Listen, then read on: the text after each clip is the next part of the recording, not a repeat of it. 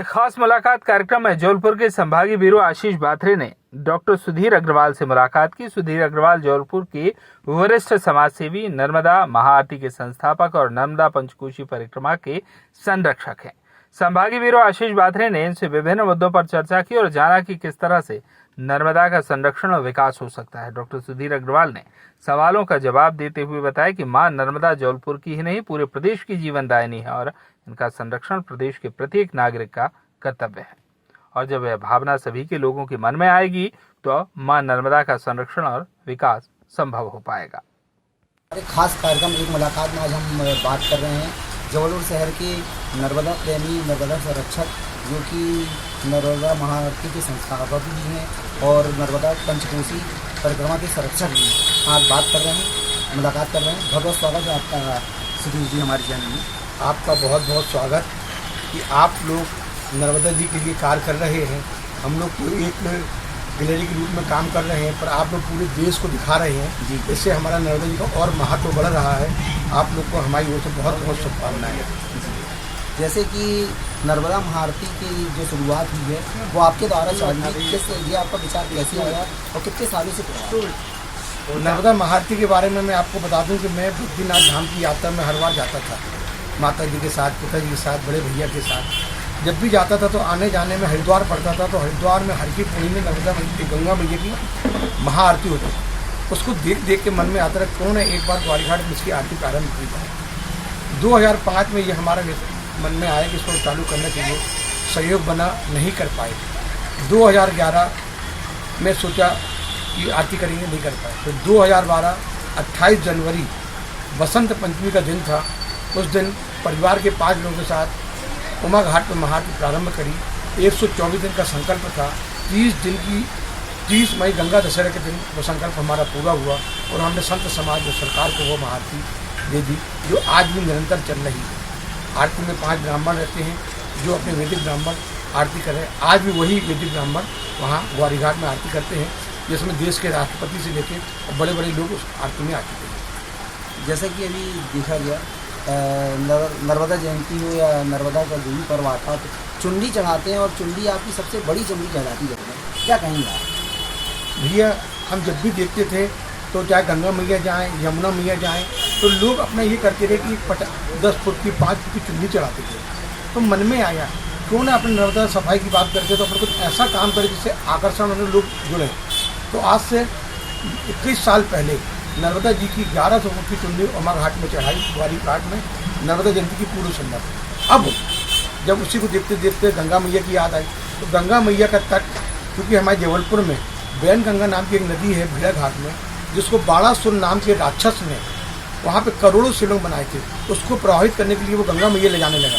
जब वो गंगा मैया ले जाने लगे तो वहाँ के संत समाज, साधु समाज, वहाँ के जो लोग थे, उन्होंने कहा नहीं भाई, ये तो वहाँ का स्वरूप बदल जाएगा।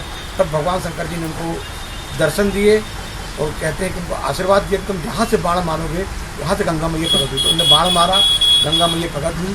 उसका नाम पहले बाण गंगा था, धीरे धीरे अभ्रंश होकर अब उसको बैन गंगा कहते हैं। वहाँ भी हम 30 मई के बाद गंगा दशहरा भी पड़ रहा है। हम 29 मई को सुबह इस पार से उस पार 900 फुट की चुन्नी अर्पण करेंगे ताकि जबलपुर सुख शांति समृद्धि बन जाए। ये हमारा उद्देश्य है। बहुत अच्छा सराहनीय काम है इनका कि जबलपुर के लोगों के लिए ये चुन्नी चढ़ा रहे हैं और नर्मदा की लगातार सेवा करते रहते हैं। अभी नर्मदा परिक्रमा करके कुछ लोग आए थे जिनका हमने पैर धो के अच्छे से स्वागत करा। क्या कहना? नर्मदा, पहले बात बता दूं मैं कि अपने हरे कृष्ण आश्रम भेड़ा घाट से एक नर्मदा पंचकोशी परिक्रमा निकाली जाती है। उसका एक उद्देश्य था। उसका उद्देश्य था कि पूरे जबलपुर में क्या होता है, जैसे आप देखो, आप चित्रकूट जाते हैं तो कामतानाथ गिरी की परिक्रमा होती है, वृंदावन जाते हो आप तो अपनी गोवर्धन की परिक्रमा होती है। तो मन में आया क्यों न जबलपुर में परिक्रमा प्रारंभ की जाए। तो परिक्रमा वहाँ सैकड़ों वर्षों से चल रही थी। उसको हम लोगों ने 2012 में मूर्ति रूप दिया, हर पूर्णिमा को किया। अब वहाँ पे 2 पुल बन रहे हैं, लंबेटा घाट, सरस्वती घाट में।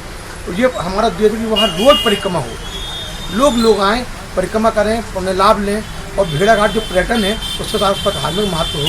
उसी के कारण जो भी हमारे परिक्रमा में आते हैं, पूरी परिक्रमा में हम उनका स्वागत करते हैं। एक बहन जी ने साइकिल से यात्रा करी, बहुत लोग पैदल यात्रा करते हैं, बहुत लोग बस से यात्रा करते हैं। जो जैसे लोग आते हैं हम लोग को मिलते हैं, तो जो हम लोग से बनता है भोजन तो नर्मदा तट पे हर कोई देता है, पर यही है कि उनको भोजन पानी मिलता रहे और उनकी सेवा होती रहे और हमारा शरीर जो उनके काम आता रहे, क्योंकि हमारे पूर्वज जी काम करते थे सैकड़ों वर्ष से। दादा ठंडन पाल जी का आशीर्वाद था, दादा धुनी वालों का था, मग्गा साय का था, अपने क्षेत्र में तो संतों की वो है, उसी आशीर्वाद को चलते हुए हम काम को आगे बढ़ा रहे हैं।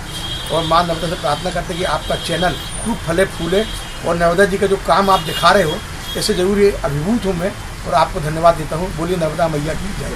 अच्छा, एक छोटा सा एक आपसे नर्मदा जी की आप इतनी सेवा करते हैं अग्रवाल जी, नर्मदा जी में भी आप देखेंगे कपड़े महिलाएं जो हैं वस्त्र बदलने के लिए इनको बहुत परेशानी का सामना करना है, उसके लिए क्या कुछ भैया उसके लिए परमानेंट व्यवस्था बनाना पड़ेगी, क्योंकि मैं एक इसकी लीगल बताता हूँ। हम लोगों ने वहाँ पे कूड़ादान भी रखे, हमने वहाँ पे महिलाओं को कपड़ा बदलने के लिए रखे, पर क्या होता है जब अपना बरसात आती तो वो बह जाते हैं या वो टूटे तो उसको ले जाके वहाँ के जो ठेले वाले टप्पे वाले वहाँ पे किनारे रख देते तो वो टूट जाते हैं। तो उसकी परमानेंट व्यवस्था बनाना पड़ेगी और ऐसी संस्था जो उस क्षेत्र में काम करती है कि बरसात आए तो वो ऊपर आ जाए और फिर बरसात जाए तो तब वो काम मतलब उसमें लगना पड़ेगा जी मेरा घर का काम है। तो लोग क्या करते हैं साय में तो दे देते हैं दान, पर वहाँ सेवा नहीं कर पाते, इसलिए वो टूट जाते हैं और फिर महिलाएं परेशान होती हैं। और आजकल महिलाएं चूँकि पहले तो पहनावा अलग था, बुजुर्ग महिलाएं थी तो साड़ी पहन के, अब कई प्रकार का पहनावा आ गया तो कई बहुत दिक्कतें आती है। हम लोग को जब हम लोग डुबकी लगाने जाते तो हम लोग को अपनी आँख दूसरी तरफ करना पड़ती है और वो माताएं बहनें भी दूसरी साड़ी के आड़ में अपना कपड़ा पहनती तो बड़ा खराब लगता है, पर हम लोग कुछ कर नहीं पा रहे हैं।